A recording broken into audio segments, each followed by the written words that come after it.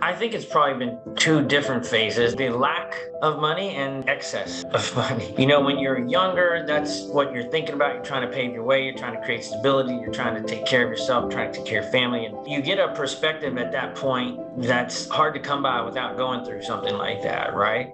And so the lack of money leaves a mark on you. You can also reach a point in your life to where you make so much money that it exceeds what you actually need so many times over. And then money kind of has a sterilization to it, to where you don't get that rush from it anymore. You still want to play the game, you still want to win, you still want to grow a business, you still want to get better at life, you still want to get healthy. But the money part of it loses its dopamine, because in reality, when you hit that point, it's not going to change your life. When you come to the conclusion that, okay, more money is not going to change my life, you start looking at, well, what is? Good day, everyone. This is Dr. David Phelps of the Freedom Founders Mastermind community and the Dentist Freedom Blueprint podcast. Today, with me is someone who's become a good friend, a mentor, a colleague in the space, but not just the space of real estate. I'd say the space of life. And that's why I've got him on here today. Mr. Jason Medley, he's the CEO and founder of the Collective Genius Mastermind. We'll talk a little bit about what that's about, because that's really where we connected first. But he's also got 20 years of background in the real estate and finance markets.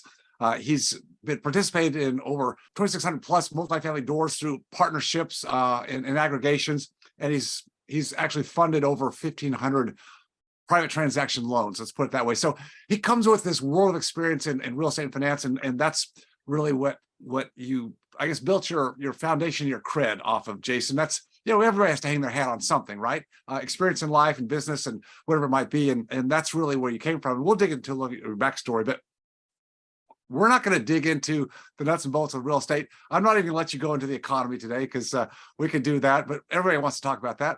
I want to talk about you. And this is actually some for me, because I know a lot of your story, but there's pieces of it that probably certainly have interest to me and have other people. We're talking today to probably a lot of health professionals, probably a lot of dentists, but also many who are entrepreneurial in different respects, and many actually like real estate. So I think there's going to be some definitely some connection there, Jason. But what I want to talk to you about is maybe start off with KPIs and metrics. Now, again, I'm not going to go into the weeds of NOIs and cap rates and that kind of return. I want to know, Jason, how do you measure wealth in your life today? I'd like to just hear from you. How do you measure wealth? Okay, yeah, we're gonna get right into it. I told you I told you to be prepared. Strap yeah, well, when you asked me to be on, I was like, I want to do this, but I don't want to do the typical how'd you get started and all that. I ain't doing that. so the way that I measure wealth, honestly, I'm at a stage in my life. I'm 51 years old, and when I wake up right now, every day, and when I say every day, I mean every day, I get to thank God for everything that I have that has been given to me for free, right? I usually try to I hit my knees before I hit my feet each day. And I just thank God for his grace, mercy, forgiveness, the ability to walk, to talk, to taste, to touch, to laugh, to cry, to see, to hear, to smell, to look over and see my wife, to hear my little girl's sound machine, to the coffee that's brewing in the kitchen. I just start with the basics and fundamentals that truly, truly make me wealthy before I count a red cent, right? Because those things I just listed off, you couldn't write a check big enough for me to trade, right? That's right.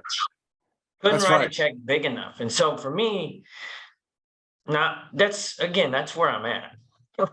I may not have seen it that way when I was 20 or 30. Well, same for myself. Yes. So that's why I appreciate you. We all go through life. We have different journeys, different experiences in life. We all start somewhere, and we have our goals and priorities, right? We have the things that we think we want, the things that will make us, quote, happy, right? But we want to be happy. And typically it's like, well, more money will make me more happy. And there's nothing wrong with wanting more money, working hard. No, there's nothing wrong with that at all. What allowed you to make the transition from, again, what we typically want is the money, the prestige, the respect. what was the turning point, if there was one, or was it over a period of time that allowed you to develop I'd say the gratitude that you have today? Yeah. So I think it's probably been two different phases: the lack of money and excess of money. When you're younger, that's what you're thinking about. You're trying to pave your way. You're trying to create stability. You're trying to take care of yourself, trying to take care of your family. And when you're pushing for that, and being an entrepreneur has its risk. I pretty much lost everything in 2008, and so you get a perspective at that point that's hard to come by without going through something like that, right? And so the lack of money leaves a mark on you. And then, to be honest, and I know I may not articulate this the right way, and some people may say, "Oh, woe was you," or whatever, and it's not my intention to create that dynamic. But I think you can also reach a point in your life to where you make so much money that it exceeds what you actually need so many times over. And then money kind of takes on it kind of has a sterilization to it, to where you don't get that rush from it anymore. You still want to play the game. You still want to win. You still want to grow a business. You still want to get better at life. You still want to get healthier. You still want your marriage to be, but the money part of it loses its rush. It loses its dopamine, because in reality, when you hit that point, it's not going to change your life. And then when you come to the conclusion that, okay, more money is not going to change my life, you start looking at, well, what is going to change my life?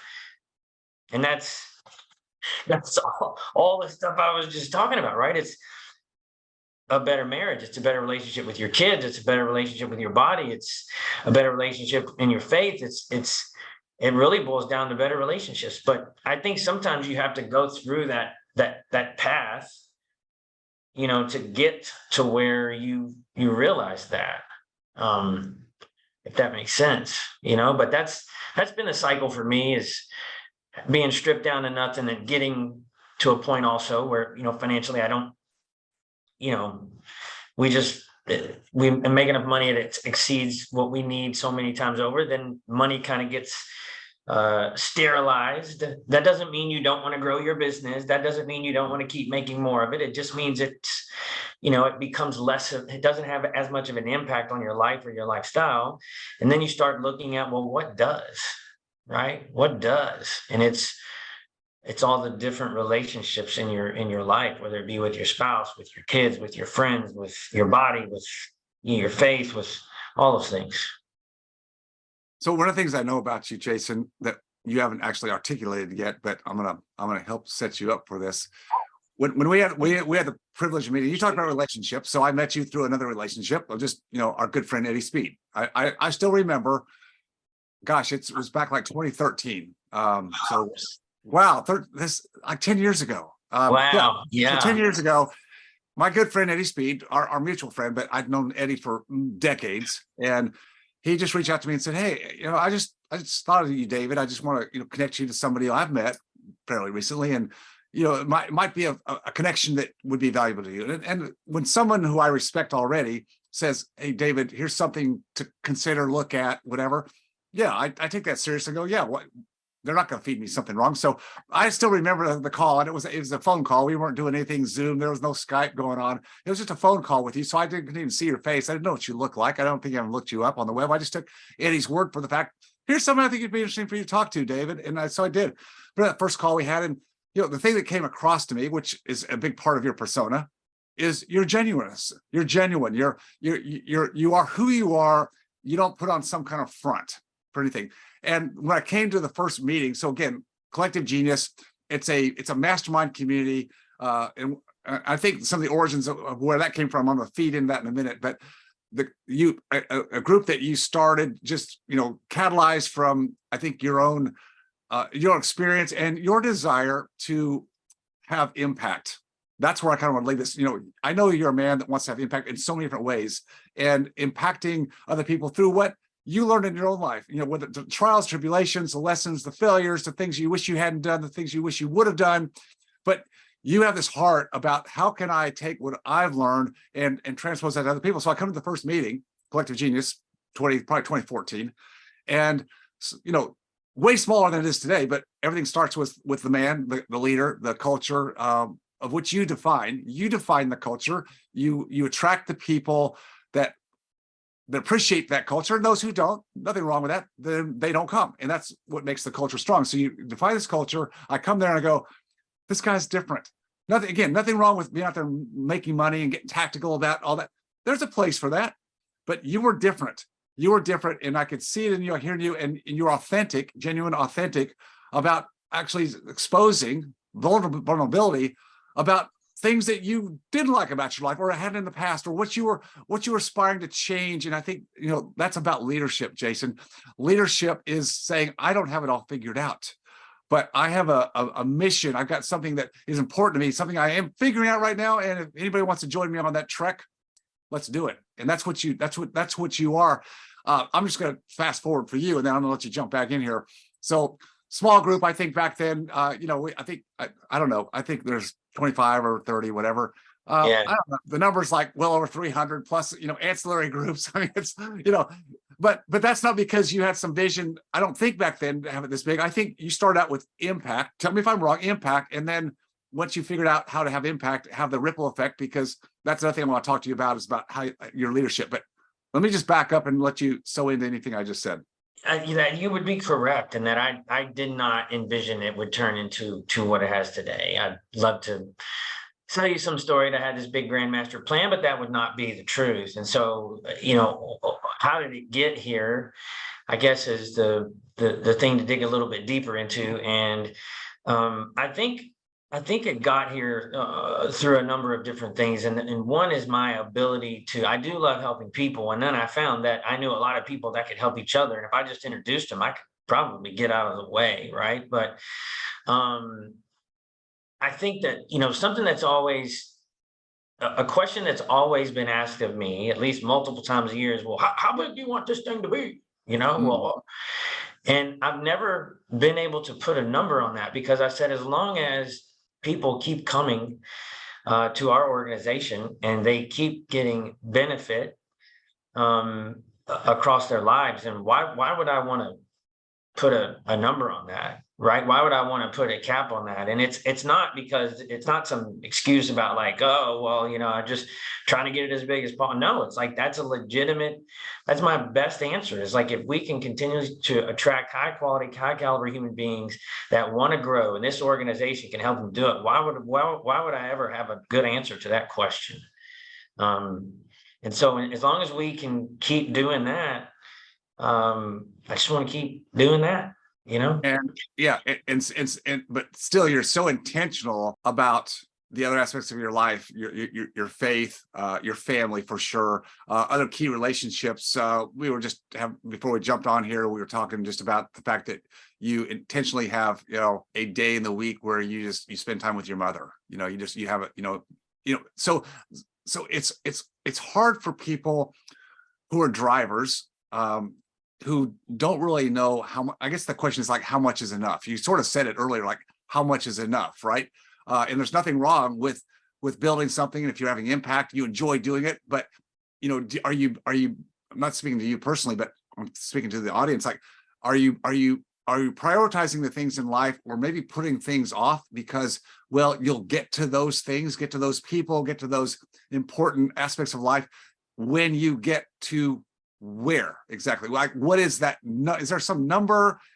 What I'm saying, Jason, there is no number. I mean, yeah, you said, I don't think right? there is a number. I think there's a place where you just have to mentally get to a spot where whatever facet you're talking about in your life, where it's, like, you don't enjoy it anymore. I am not, I can genuinely say that I have big business goals, without a doubt. And those big business goals, part of the equation of those big business goals is that it's going to be a lot more money than I have right now.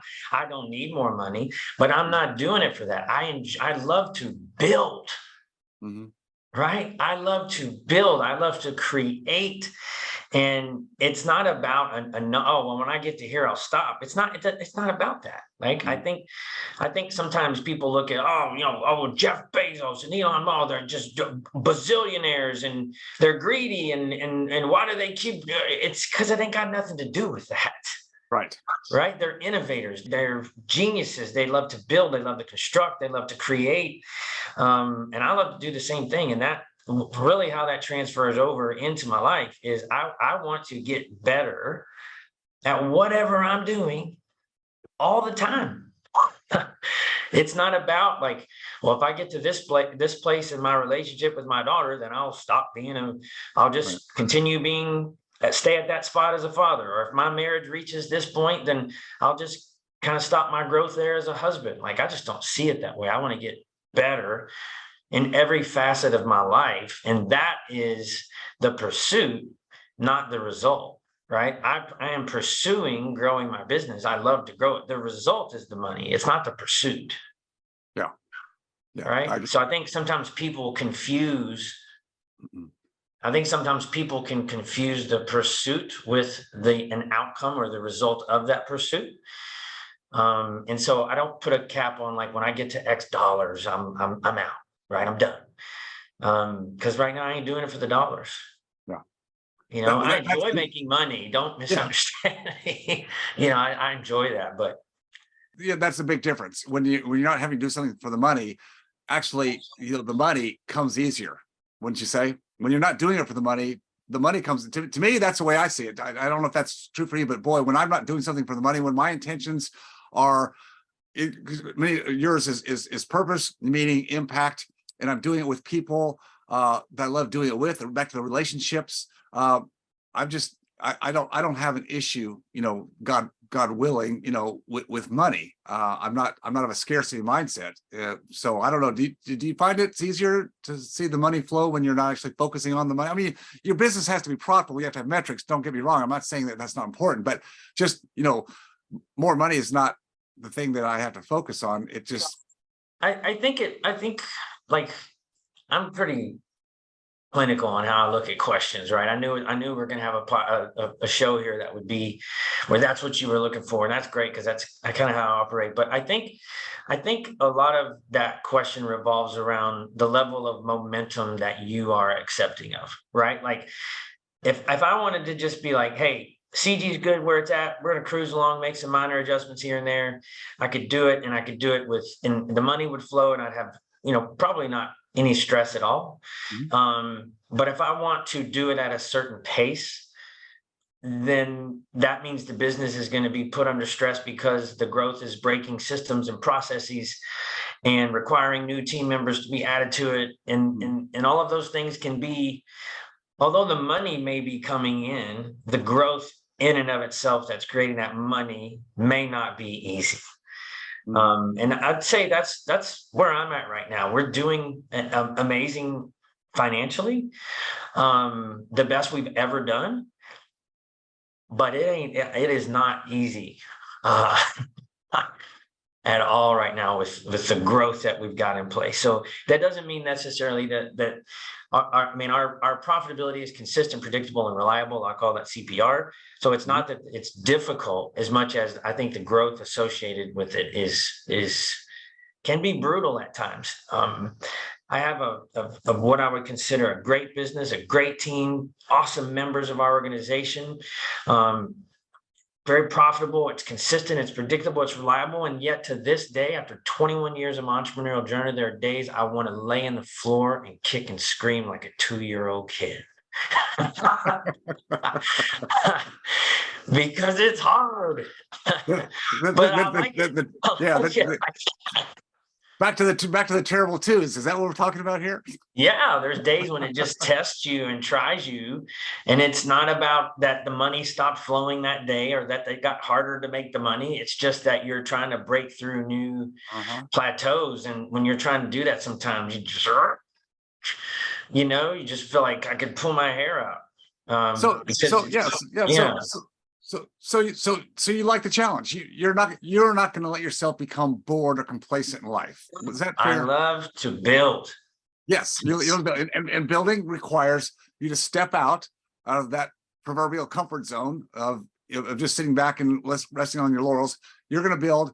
You love to build. You're good at building. I think because again, the qualities that you have, leadership qualities, that's huge. And every business today talks about leadership and how you bring on team members and partnerships, whether they're definitive partnerships, equity partnerships, or whatever they may be. That I certainly have seen that growth from you in the years I've known you.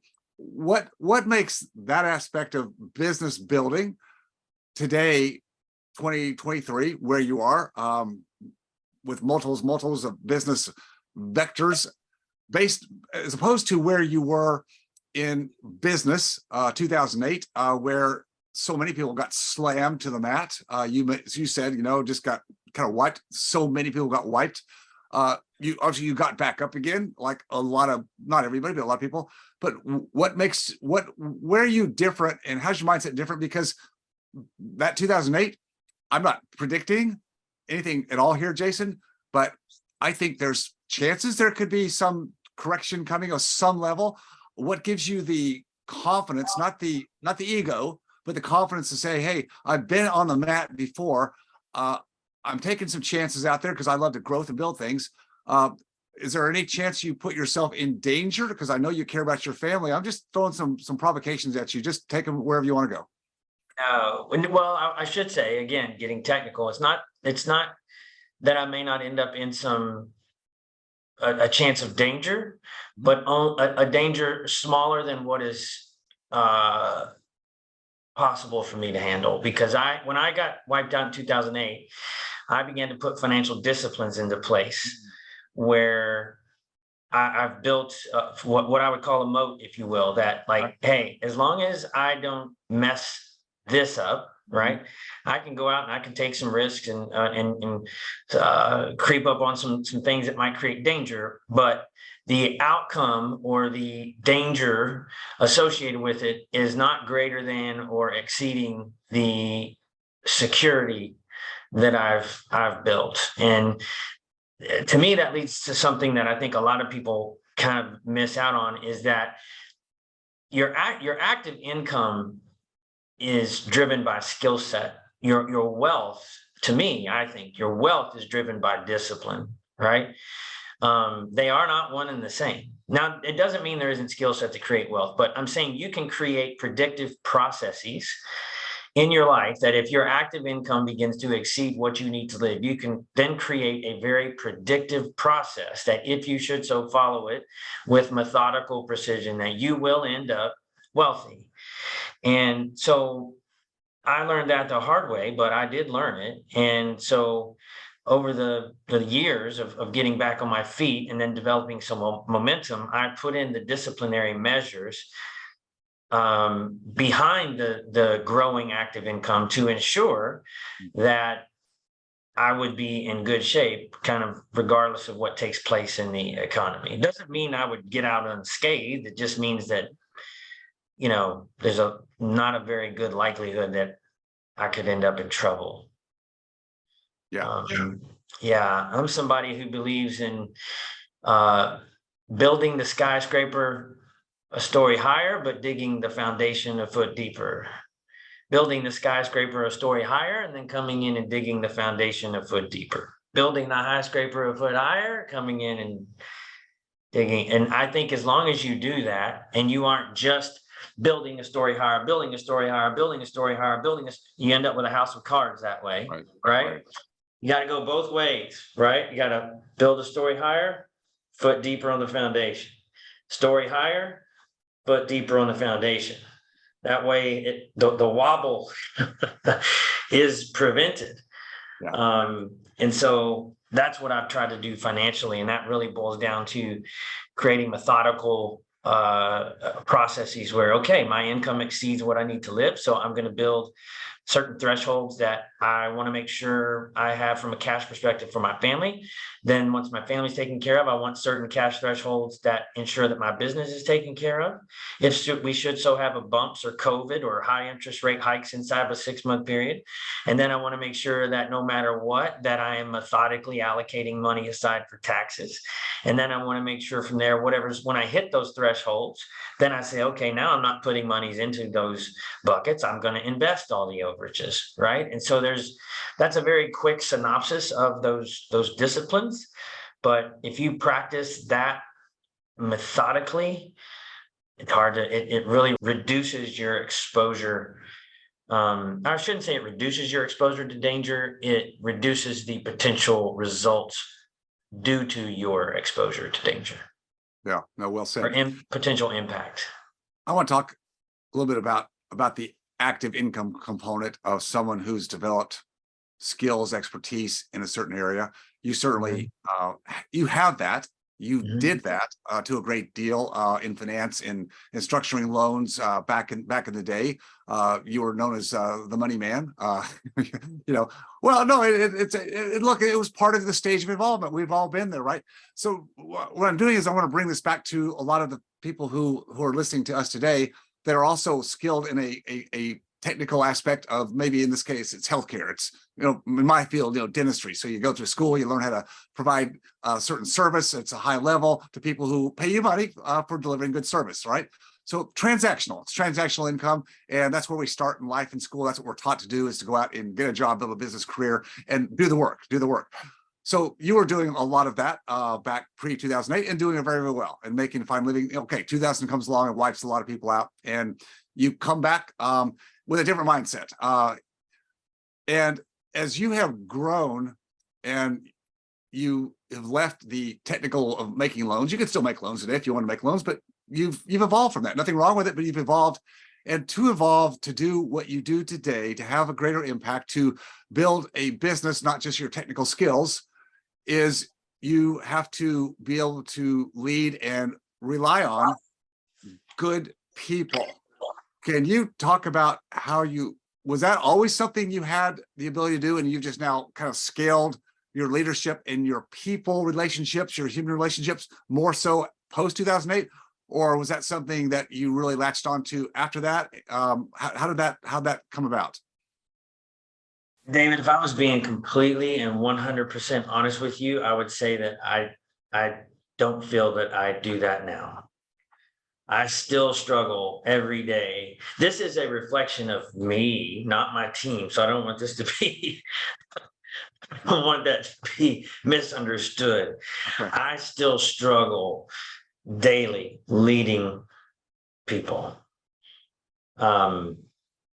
It's so hard, mostly because of the way I'm wired, not necessarily that they're not. I have a great team, right? I feel very fundamentally strong about saying I have a good team, but leading that team is remember the 2-year-old flashback on the floor kicking and screaming is usually because I'm trying to temper my desire for speed and precision with good enough and fast enough. And on most days, that is a big challenge for me, and that's due to my wiring. I'm not trying to put that on my team. I got a great squad, but man, it's hard because I am, because there's a pivot point when you're doing everything yourself to having a team. Well, even though you don't want to do it yourself anymore, you felt like when you were doing it yourself, you could do it way faster. Yeah. Right. And then when you are out of the doing and into the directing, and you can see all the pieces right in front of you in clear, livid, vivid, breathing color, and you're like, well, if I can see it, then it should probably take 2 weeks, when in reality, no, it should take 2 months, right? But when you can see it that clearly, you lose perspective on what it takes to actually implement something and how long it takes to actually implement something. And so thank you for the way you phrased that question. It sounded as a compliment of some sort, but if I'm being completely honest with you, I struggle day in and day out with lead. And I would also say too, something that to kind of keenly point out, I can come into CG and get up on that stage and feel completely comfortable leading a group of hundreds of high performing human beings.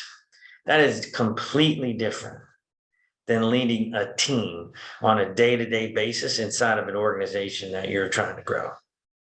Leading in two completely different facets, both leading, but in very different ways.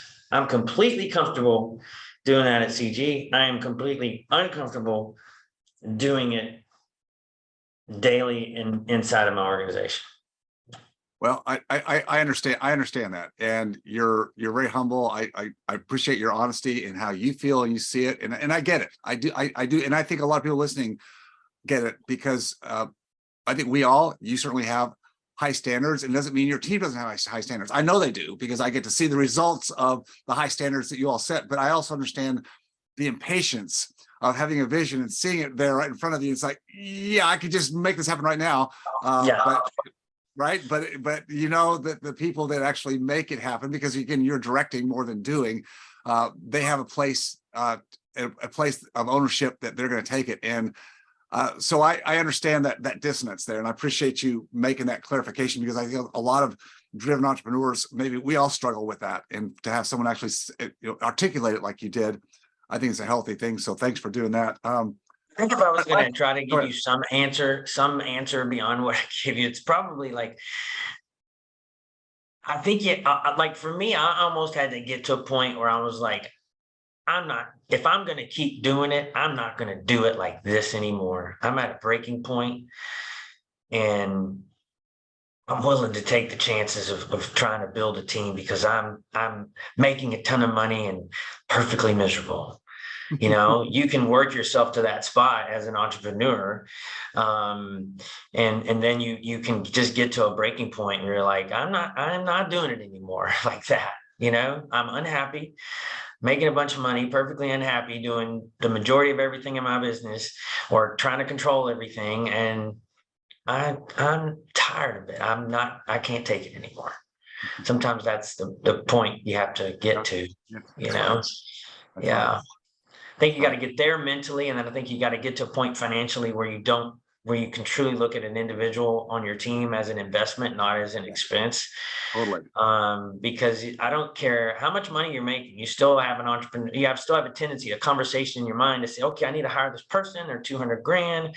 Holy moly, that's like $17,000 a month. It's going to take them a year to figure out what they're doing. They're not from this business. That's a crap sandwich, $200,000 crap sandwich I got to eat for a year before they start making an impact. Oh my God. Right. Yeah. And you got to get to where you can kind of tame that beast and have an emotionally intelligent conversation with that little voice in your head that says, there's some truth in that, but we're going to do it anyway, because it's just time to do it. So I don't know if that was no, it's very helpful. So try to tame that beast, because we all have that inside our heads in different forms and fashions. We all have preconceived ideas about what can or can't be done, limiting beliefs, whatever you want to call them. How important have other people, and I know the important to you, the value is high, but just give us a little insight. Other people from whom you have intentionally associated with over the years, so however far you want to go back, that were there for you when maybe you were in some dark times, when you were trying to, just get to 2008, or maybe there's something else. How important was to have, whether it was one person or two or three, or what did that look like for you to get through and help you see light where, when you're in the weeds of whatever you're dealing with, that we can't see it because we got the blind spots?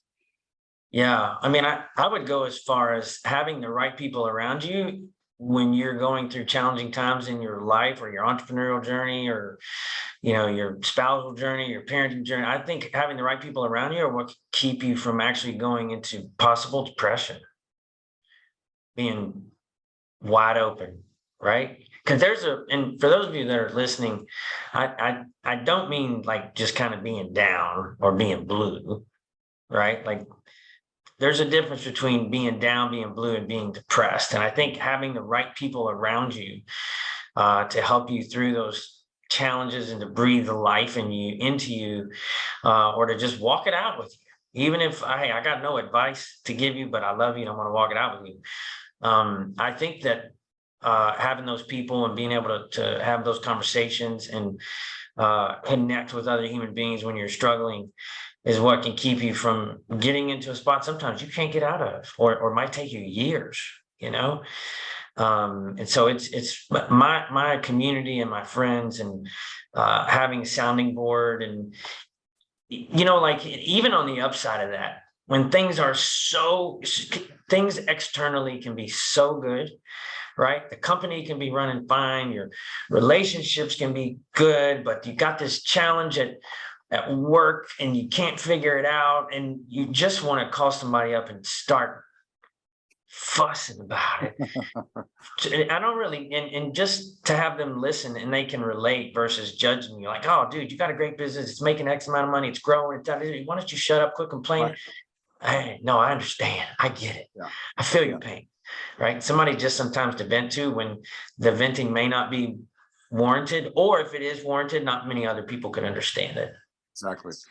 Yeah. And that's what makes the community, Collective Genius, so valuable to all the members, of which I am one, is that we're there with people who do understand us, right? And we can be open, and we can let those things out that normally you wouldn't have that conversation with anybody else. You couldn't tell other people what you're going through because they wouldn't understand. They would think, well, you know, you look like you're the successful guy, and maybe you have had successes, but these challenges that are deep down inside, you can't share those with anybody. And to not be able to share that, you've got to have a place to go with that.